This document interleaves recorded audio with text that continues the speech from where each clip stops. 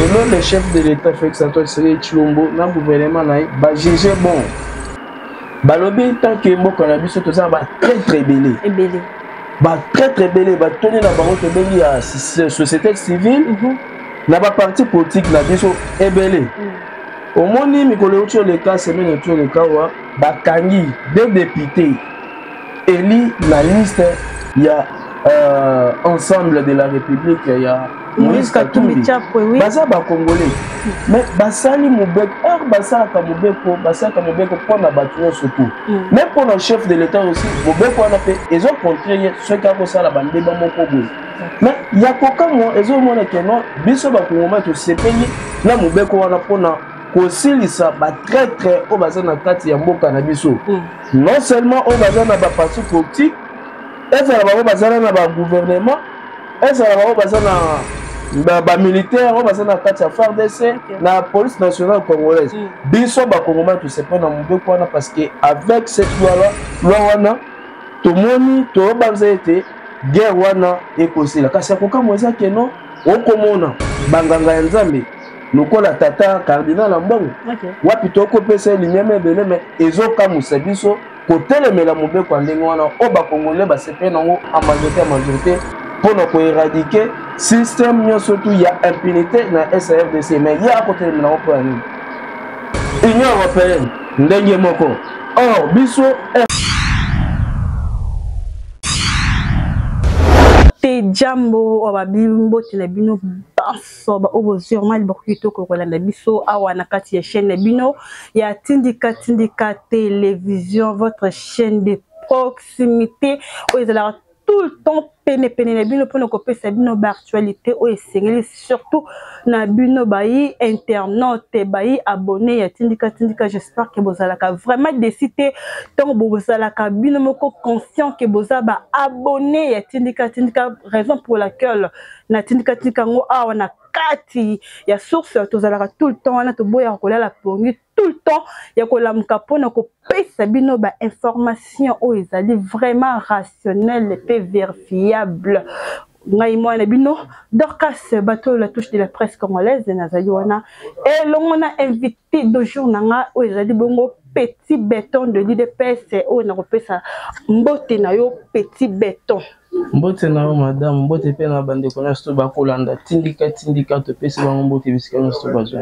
Merci beaucoup raison ezali kaka ben moko ntina nini to bengsi awa ezali parce que tombe comment ko décortiquer mukena o etali bongo actualité o ezali nzinga na kati ya mabele na biso ya la République démocratique du Congo notre très beau pays plus précisément en la capitale ya RDC ezali bongo Kinshasa to bengi bongo Congo Kinshasa bande ko balandi ya émission na biso donc dès l'entrée du G na ko banda émission te sans pourtant ko pesa ba matondi mingi na mwana mboka refait qui sombe na mwana mboka Papi Kelly Papi Etungo le grand du Loire na mwana mboka Melkata babi un seul noir parmi le blanc pe na mwana mboka autre bengi na kombo ya Lucas Sinate ya Jésus depuis London Tantine Zozomo si abatu ya papa edo depuis magistère pe na mwana mboka autre benga mingi na kombo ya Emmanuel Ndongala depuis Paris babi Paris tombé grâce à maître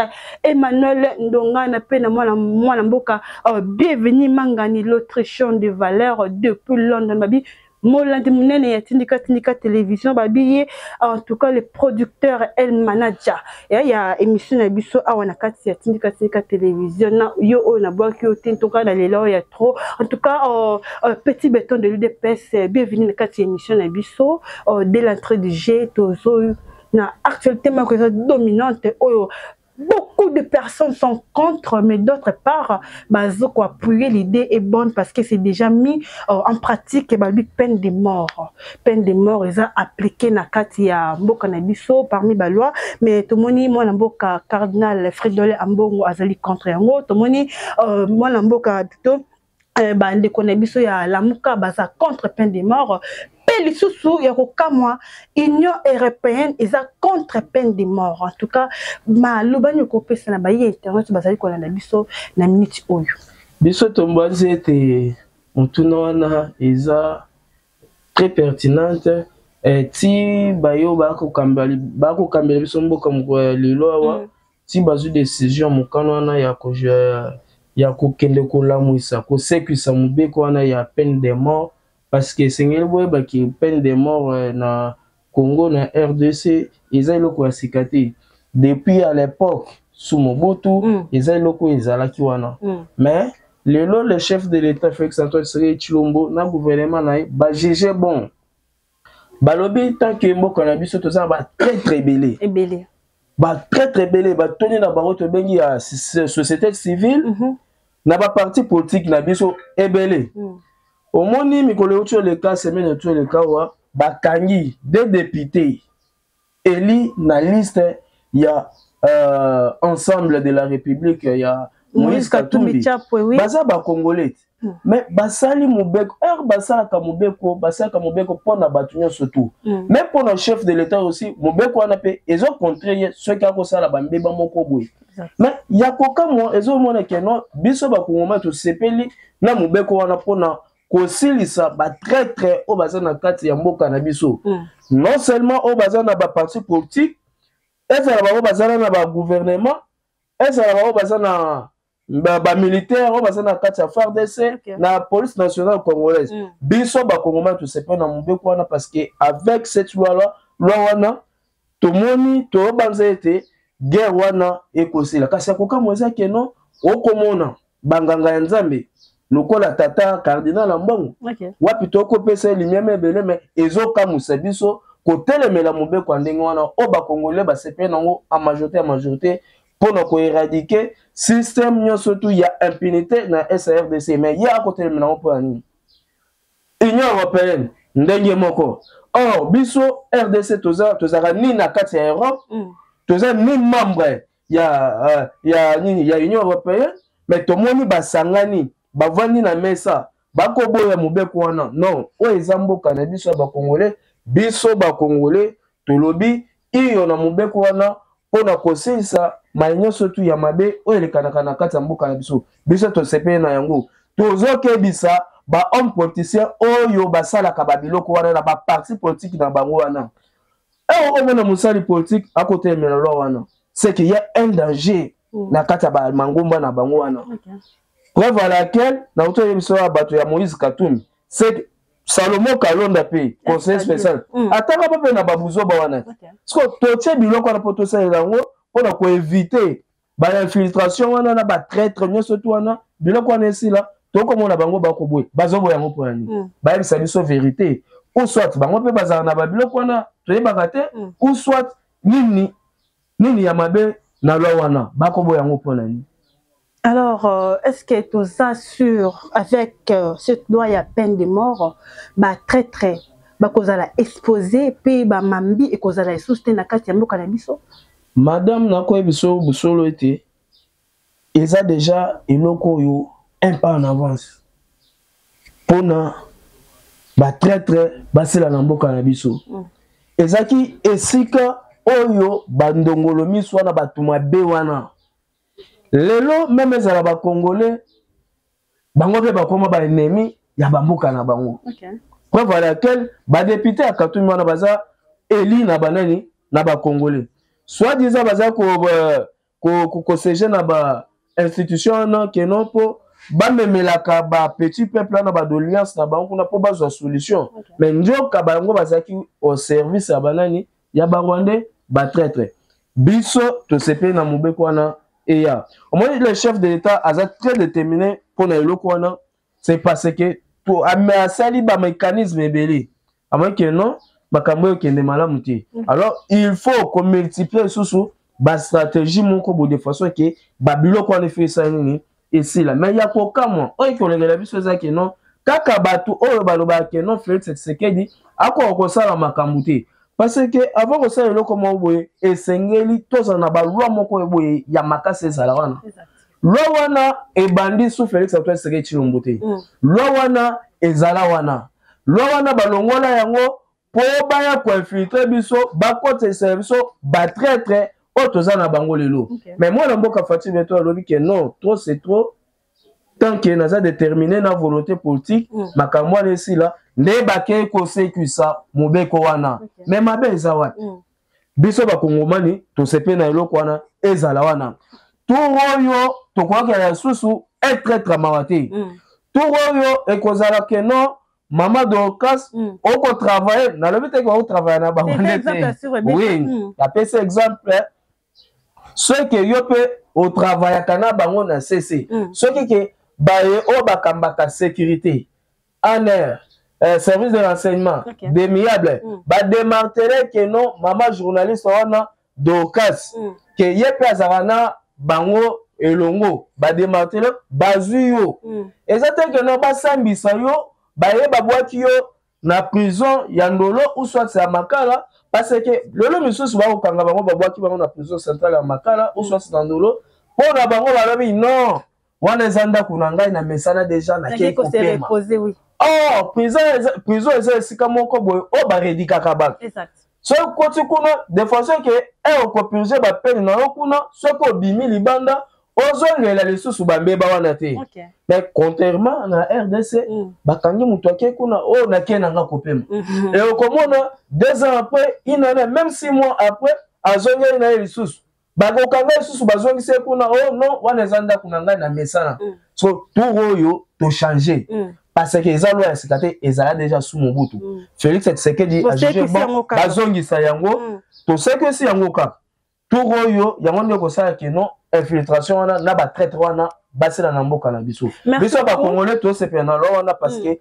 avec alire ya communauté internationale ne ba côté le mela yango na ba kambi ya ba parti politique et la kisi biso noir c'est blanc que non na ba politique pe basala kabiloko wana. Merci beaucoup. Alors tocho ka obitiko ko lamsa mingi vraiment topé ko cibler ba député ensemble pour la République oye kama makala mwana mboka. Non.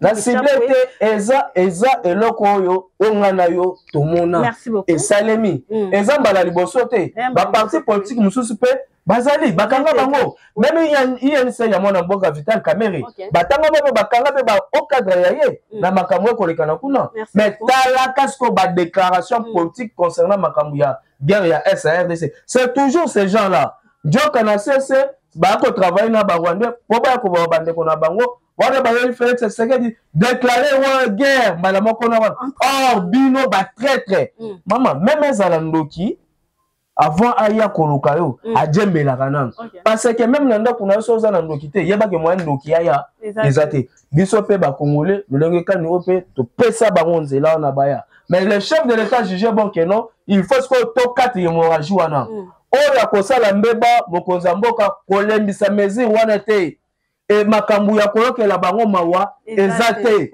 il faut koboma et kosuka ka wana te lelo komona union européenne bakotelemela ngo mais ba mibeko wana ebanda epa na bango exemple muke na mboka ya France ba basala ko to bengi chaise électrique exact ça veut dire au trahir mboka na bango bazuyo babaniso na kitu wana ya kuwa nazokufa ti okokufa biso pe to jeje bon que non to ça peut mboka wana na mboka na biso au trahir mboka na biso to zuyo to betyo masasi au vu de tout le monde comme ça batikali était ya bango ceux qui peuvent continuer sous kaka na même aller roi. Merci beaucoup. Est-ce que avant qu'on officialiser d'abord la loi dite bon consultant qui bat le droit de l'homme?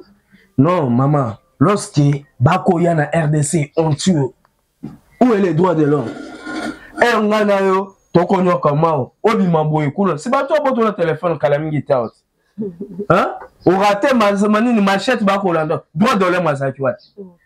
Trop c'est trop babiloko wana même bango moko ba français e batali que non e romoni babimisi mokambi ministre ou soit député ou soit sénateur ba pesio ou soit DG mandataire public à l'état au komi wana pour ça les lamboka yo komi wana omoni musolo mbo ya l'état o yibi yango tant que bazuyo net la de cette monde bango o yibi bongo bazuyo babwaki yo na prison centrale à Makala 6 mois après 1 mois après obimi sikoyo batikala balobi c'est que mboka na biso ezaka boye mais tout oyo ataku oyibi bongo na biso 50 francs na mboka na biso bakokanga yo bacho wana babomi yo. Merci. Vous comprenez? Ya monde ko sala keno moyibi pe esila. OK. Batretre pe basila. Vous comprenez? Et banda on a RDCT, même na France, ils sont là. C'est pour cela on a pe bamboka na bango et se développa. Biso pe tozo pe mobeko wana pe ezala awo. Oyibi ato 50 francs pa ma ya l'état congolais, bache na stade de martyrs wana. Babengi sibiso lokola de toyaka kotala match ya Léopard. Batandi obino wana, babeti bino masasi lokola banokola biso pe babomisa de kona biso Patrice Emery Lumumba. Batandi babeti masasi. Comme ça, les restes au bakoya sima ya wana, c'est ton retard ceux qui n'est la koyiba lisusu. Merci beaucoup. Parce que tout le monde a besoin de ko sa mingi kaka surtout na RDC. OK, prison, ozana trop sir. OK, non bimana ngai. Pour mesure wana ekoya na ba niveau nyoso. Yo kuluna, okoya koyiba. Yo kuluna, okoya na bureau ya tindika oyebi ba matériel nyoso tu o bako saleli. Oyebi TV. Tout oyo bokosuka. OK. Yaka soso yiba tokokanga yo. À qui des droits bazawana, bakobeto masasi osanini. Merci beaucoup. Laissez-moi d'abord le temps de parler. Le Béli Ning batu ensemble, le Béli batu. Non, non, maman. Le Béli Béli donc au martelé sur batu. Il est pesté jusque là. Apparemment, il pas maman, na lobi malobananga malamu boy. Pena ko ya sime malobananga. Abi tozala ana mboka oyo to la balakisi biso que non oyo baza ba membre ya ensemble pour la république ba membre ba député yoka maman yoka ngana za parlementaire debout. Merci. Et pas la biso toza biloko malili wana et pas biso za bomba babe na kotanga yo ata ku tozali oui na wuti koloba malamu awa que non. Même loi wana pe ceux qui est chef de l'état pe aza traître. Et qu'on voyez. Ceux le chef de l'état. Et boni ce ba cadre na biso ya IDPS. Bachaka loi na mboka ezaka pona loi wana bachelinga kwa mama do kasna tindika télévision te non. Bacheli yango batinyo surtout na mboka. Merci. On a lobaki bande konanga ya ensemble na INC ya mwana mboka Vital Kamerhe eza bilembo oyo balakisi biso na télévision. Ce qui est tegeno na kati ya ba traître ba ko sa biloko wana keno bakangaki pe quelqu'un membre na très cher parti na biso IDPS. Eza pe lo baba na lo belango. Kuna ezaka démocratie. To banga ngelo côté to lo bakande polele. Yango ne batu mingi balingala biso te ke no bataida bese bazara bon non biso to bakande vérité. Vous comprenez? Chez biso ezarande ndengwana. Merci beaucoup to moyo na ngambo ya chef de l'état Félix Antoine Tshisekedi a instruire bongo ministre ya justice que non à landela ba député provinciaux surtout ba obozala corrompu durant élection ya ba gouvernement pe ya ba gouverneur pe ya nini ya ba sénateur. Alors motivation cause ani sur ça est-ce que azana muto ya cible na kati to a remarqué le mot et donc on dit to ba kama ninga na pamba te a remarqué le mot ezoko c'est déhanché entre autres députés provinciaux candidats sénateurs gouverneurs province ya vie province ya Kinshasa tondeni. Madame on a quoi biso législature et aussi là les chefs de l'état atikala jamais koyamba ba député provincial ya Kinshasa. Pona nini pour toyebi lolenge kani ba komaki wana. OK. Pourquoi? Parce que basaki les modèles té. Basaki wana sur les blanchissements moko boye. Parce que ba anti-valeur mon boye. Vous comprenez? Toyebi même le lenge kane mais c'est Gentini Ngobila Mbaka Ngobila. Si le lo abomeli biso ville province ya Kinshasa pona nini? Mazara libana yoka tozoloba makambo oyo toyebi. Ni tuneza ya yo tika pe bilano ngana ya nola. Mais oui, ouais. Asango tolobi. Toyebi pe lolenge kani ndenge Ngobila akomaki à la tête ya ville province ya Kinshasa. Toyebi. Et toyebi pe ba député mususu à l'époque. Député ko tambola makolo na ko pesa exemple neto yanga na lingwala awa Mike Mukeba Inkoso. ba mi député mo ya miyibi o ba bomisi ville province ya Kinshasa lelo Kinshasa eza sous nanzela malunga te c'est à cause ya ba député wana ozolanda to monaki akokende ko voter gouverneur à l'époque na 2018 total aboye akokende makolo kokende makolo azokende total aboye azongi kozonga azongi na mutuka à l'époque on a mis tout ça pour régner à l'époque on a bafuga azonga na fuga ya chassé natali we honorable mais yo ozaki makolo mais bon basika boye combien petit kuna ba kopeza alors chef la minute pe même ali wa to mona ngo net yango nde elinge salema les chefs de l'état azana ba information ebele onga na temps surtout na ngote mais les chefs de l'état azana ba service ebele ya renseignement oyo avant acha mutu na ye na mbeto alala ba pesa kaye ce qui a jugé bon que non to moni mwanya moko boye elinge salema à travers ba député pour ba voter ba gouverneur wana to yoki pe ba député ba candidat gouverneur ba bimisi musona ba que non bo voter ngai bo zo ba $100,000 et eza na ba député mususu oyo bazui bango pe en otage bazui bango en otage bako dalisa bango na minute na rotana hôtel to yebi déjà ba biloko wana eza na candidat moko on a kotanga ye kombo na ye mais c'est de Okasongo yende mutu akosala ba biloko wana azobosana ke soki ba voter yo il faut ozana programme na yo clair normal pour le développement ya Kinshasa biso et que de liboso sko bato ndengo na so yebi ke non bato yo ba député ba voter nga c'est parce que na pesa ki bango mbongo soki akomi à la tête ya ville province de Kinshasa yo yeba ki akosalela bakino te akolingana tout d'abord ayibanam abufe mbongo wana acha na poche pona nini po ayebi ke non bato oyo ti ba votaki nga boye na pesa ki bango mbongo alors tourne ye pe il faut asomba ki bango kosomba alors tout pona tourne ye pe ole asala bakino il faut sikoyo ayibananu atondisa nanu mabenga na ye bien ba service de renseignement ya mokonza mboka ba juger ba lobi non et lorsqu'on se totika ngo eleki bongo ekozala mabe vaut mieux qu'on interpeller déjà ministre ya justice à se saisir na dossier wana de façon que batelemela babiloko nyonso tu wana na yango na minute oyo bakokuta ye na bambeba ya biloko wana bakokanga ye na ebite atokomi pe na makambo ya peine de mort merci pour on soit kosala impunité lokola babiloko wana na ebiso na ete so bakoboma ye nga na kosepela kaka parce que aza très alors pour t'information donc pour t'informer derrière dans ligne vidéo Kasongo aza déjà un programme à promettre déjà na presque à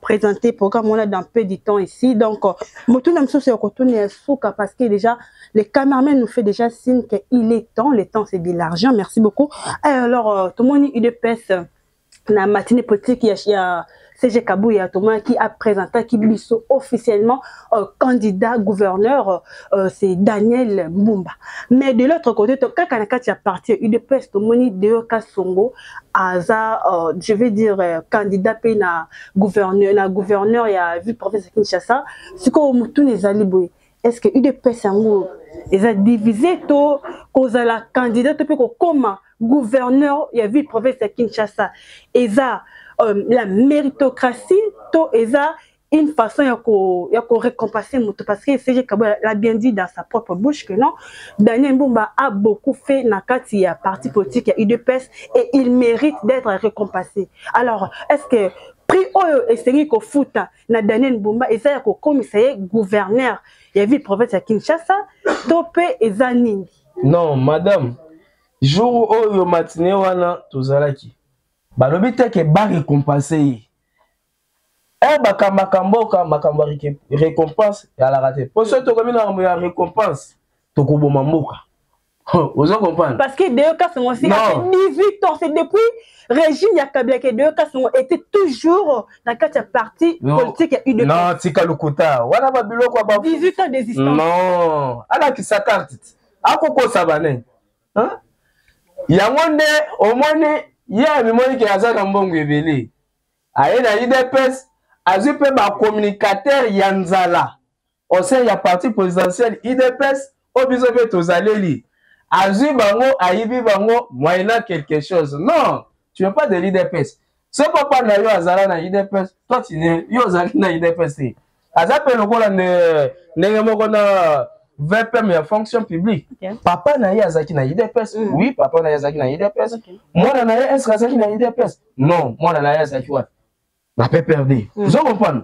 La ligne kolobate que ce qui est mutu attaque Azana la muka ou soit Azana pe perdre ce qui a comme mérité a kambeloko que chef de l'État a tchaye wana a géré responsabilité wana attaque Azana mutu aide peste tolobite ke eza mabe parce que a comme mérité a ça il a nini mboka naï le lozala mokonza mboka a ko travail na bangono so esa o bazana pe perdre baza pe pene ya mokonza mboka mais yede o kasongo atika kokosa bato atika kozana ide peste na point de presse na yo na yoka ki pe alobi ke no papa na ye pe papa na ye azala na IDPS ye pe na ebite akomika na IDPS ka lelo to ya mkoloni donc eza na ba fofia o etali skolo mona mboka Daniel Bumba le futur gouverneur ya ville province ya Kinshasa le problème eza que biso na IDPS bato bako kamba IDPS ba juger bon que non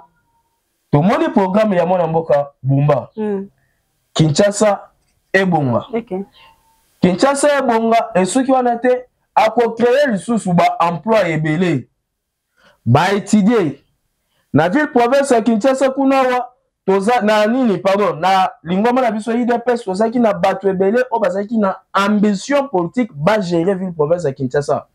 Na kotanga pe moko lokola l'honorable ya Eli ya Matete abosani komona oya kaka yepe mona mboka pe azaki na ambition na ye mais batali ba programme ya bato ba juger bon que non IDPS ba bimisatiko oyo Daniel Mbumba nande kona biso honorable Yeli o moko ya nini ya MLC ya président Jean-Pierre de to sali tike wana c'est pas dire que non parce que Mbumba asalaki ebele na parti ce que non lokola ya saki ebele na parti parce que parti ezamboka te parti ezakaka une affaire moko boye ya ba individu moko boye basangani basali mo muziki na bango etali mboka te maintenant ici nous parlons ba ko gérer mboka vous comprenez le secrétaire général a lobby clair alors ba te que non asaleli parti la biso non secrétaire a lobby que non Daniel Bumba aza mwana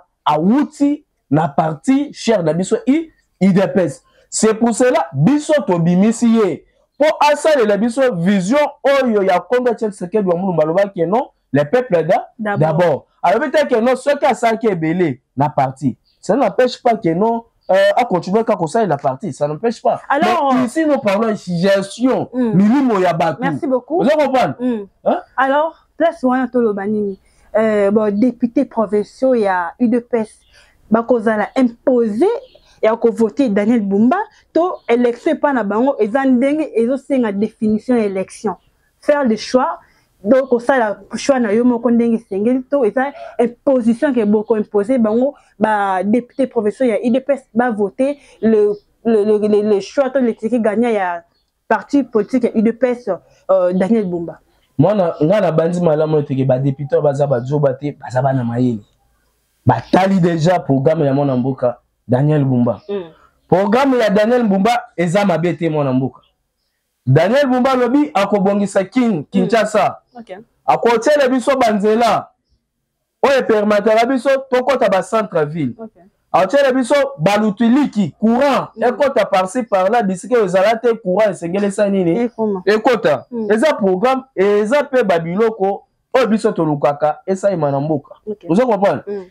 Eza tela que non pour CG Augustin Kabwe alobi que non bon voter kaka Daniel Mbumba nde ba député pe ba voter te bakota baza bato amayeli bakota la pe programme ya moko na moko mais ngana ko yebiso que non mwana mboka Daniel Mbumba abuto ya mbabiso kala mingi tawo alakisi biso programme na ye za clair et ko bemba mboka na biso na développement vous comprenez? Merci beaucoup. Mais ya mabe ezata c'est pour cela nde omona ki na matinée wana secrétaire général Augustin Kabuya ayaki nde ko présenter ba combattant candidat na biso o IDPS abimisi à la tête ya ville province ya Kinshasa nde monsieur Jean-Pierre Daniel Mbumba oyo biso surtout bana ndako tolobi ke non tata asa lobi ke non oyo ya bino yeyo biso pe bana ndako tolobi ke non ekitaye mwata tozo soutenir l'honorable le futur gouverneur mwana mboka Daniel Mbumba mabeza wapi nde eska siko toko interpeller bayo ba communicateur ya nzala ya mitema mabe ya nzala ya lokoso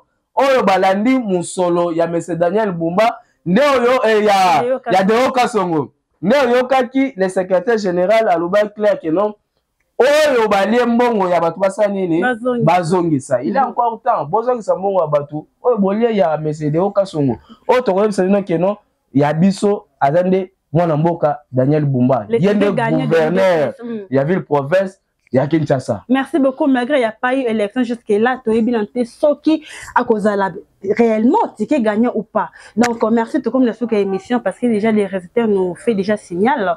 Je sais pas. Moi récompense par rapport à Trésor Mamba. Oui, moi Namboka excellence Trésor Mamba auto fêter anniversaire on a épé tout épé des bonnes choses. Joyeux anniversaire Trésor Mamba l'économiste. Oui, économiste de la République. Au moins kalamingité awa gouvernement ya sikapé basan kata kosala yango kalamingité ekobima. OK. Trésor Mamba aza jeune oyo aza économiste donc ya kosaranati. Merci. Azo mérité. Azana lingomba baza ba jeune baza maïle belé. OK. Na ida personne ba bisa que non, ida personne ba cadre te non, tout ça na ba cadre ya malunga. Ba jabaza baza wana. Ba Trésor Mamba baza wana. Hein? Ba Feli baza wana. OK. Voilà bato to kolinga pe na prochain gouvernement ya mona mboka Félix ça soit Chilombo. On peut pas. OK. Trésor Mamba baza wana kamba pe économie ya mboka total pe capacité. Merci beaucoup. Oh, il y a l'obéla. Vous comprenez? Voilà. C'est pour cela que je mon konzamboka na mokambi na biso ya parti na biso secrétaire général Augustin Kabuya tala pe bilenge. OK. Ba mpaka ba koki ko sala biso eloko ya malonga na mboka te. To komi pe tango ya ko travailler na jeune, ba jeune. Lokola ba Trésor Mamba. To moni pe ba jabaza bazana. Ba président Adolphe Amis Makuta no bazawana ba travailler pe ils sont tellement nombreux baza pe capable de changer pe makambo ebele na kati mboka na biso. Merci beaucoup, c'est par ici qu'un toté vraiment un grand point pour l'émission Mokolo ya Lelo. Je tiens à remercier mon mboka Rifé Kisombe na remercie ya Makasi le boss Papi Kelly, je vous remercie, vous deux, Rifé Kisombe na Papi Kelly, ba boss moko oya complicité Elenda et Vanda balobi au monument.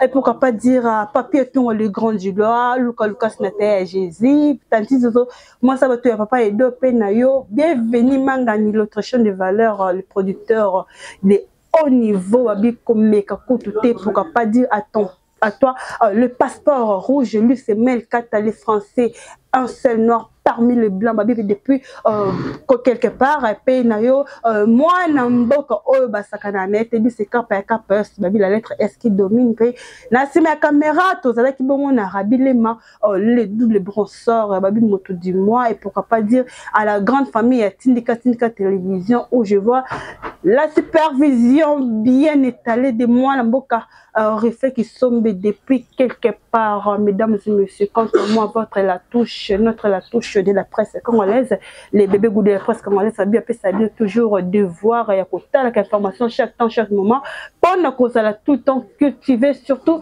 pour la situation actuelle, et un cannabiso, la République démocratique du Congo. En tout cas, aimez, partagez et commentez cette émission car c'est pour le bien-être universel, c'est ça. Merci beaucoup, Naoyo. Moi, Namboka, petit béton de l'IDPS. Merci. Tu es visité Bande Kebele, Balanda Tindika Télévision, ba s'abonner massivement, ba partager lien et tambola. Quand les gars c'était plaisir partager ndenge sengeli pour na ko yo ka sous pe ko landa sous ba feto et sengeli pour na bino. Merci beaucoup. Merci.